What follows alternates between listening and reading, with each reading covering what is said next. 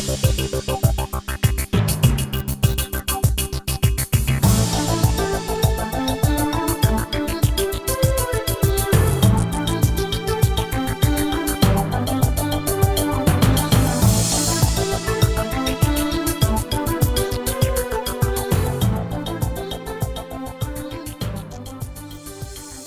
my pleasure to introduce our next speaker, and let me just tell you a few things about our next speaker. He is a North America Board of Advisor member for the association. He has gone from 45 employees to over 400 in just 4 years. He has made 3 acquisitions in the last year and a half. Leadership, development, and training are at the core of their growth, and I know this as an association member. We have conversations, and we listen to and look at some of the content discussions they're sharing, and it's absolutely true. They are the only double award winner in last night's HRO Today Awards, winning both Best Use of Social Media and the Award for Diversity and Inclusion Excellence. It is my pleasure to introduce to you the CEO of Wilson HCG, John Wilson.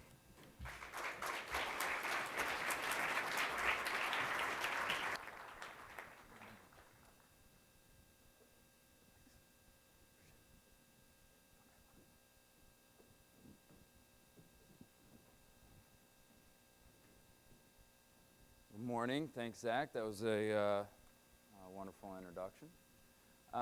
So today, and we have had some growth as an organization, but the biggest challenge that we've faced, and I'm sure many of you in the HR community are as well, or you're being asked this by executives, is what's going to happen when people retire? What's happening from a gap perspective on how do we get our next level of leaders? This is, again, a challenge we faced internally when we started having growth. And we made the mistake of believing if someone was a top performer as an individual contributor, they're going to be a great leader. And that doesn't always happen, and actually rarely does. So for us, what we did is we started to identify what we cared about in a leader. Biggest thing was DNA. For us, it was, are they going to follow our organizational DNA? So we measure every single person in our company. Every single year, we go through their DNA, and they're rated on it. This, for us, has been extremely helpful because we know how their communication, if all else fails, they're at least not going to drive the person out of the organization. And this is something that we're getting asked about with our clients all the time is, I was talking to Sue Marks 10 minutes ago, and she says, we're starting to get asked for things that we were never asked for a year ago or 2 years ago.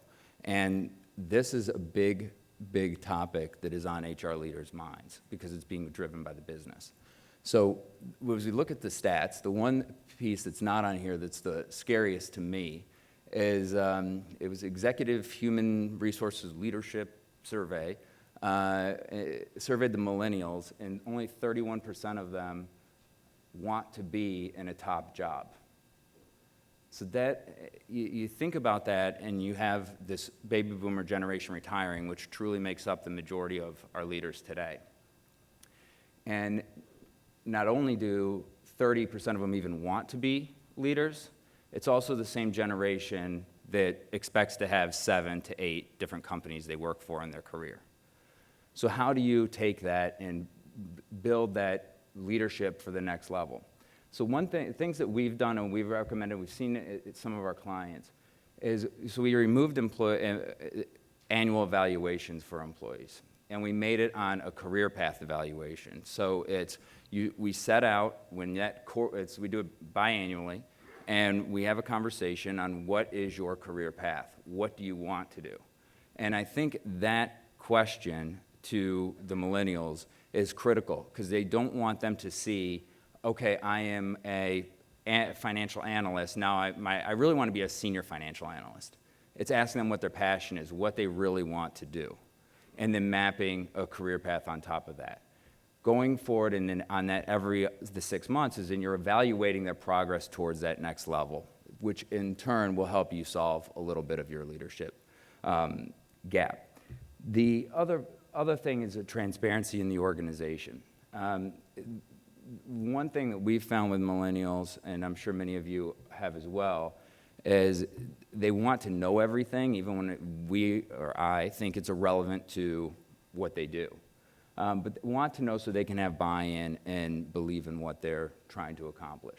So as I look at this slide and what the struggle that we're all face with the leadership gap really boils down to engaging with the millennials, promoting them, building career paths around them, and pushing them to things that maybe they don't know they want to do. Because again, if only 30% want to be in leadership, we're all in big trouble.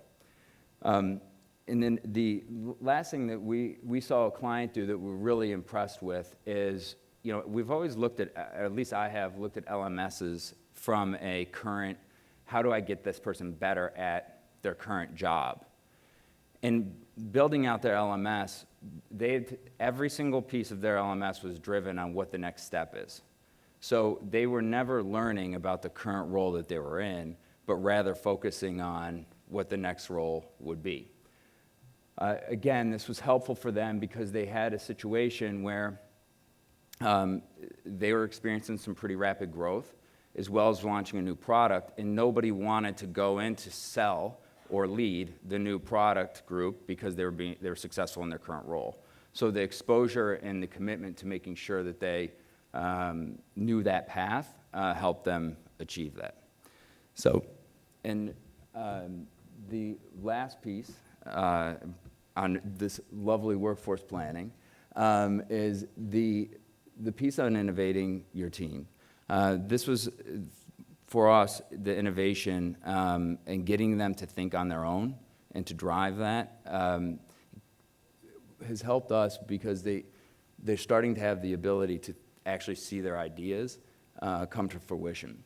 And I believe that that's a big piece of engaging the millennial workforce, which overall is the way that this is solved. So thank you very much.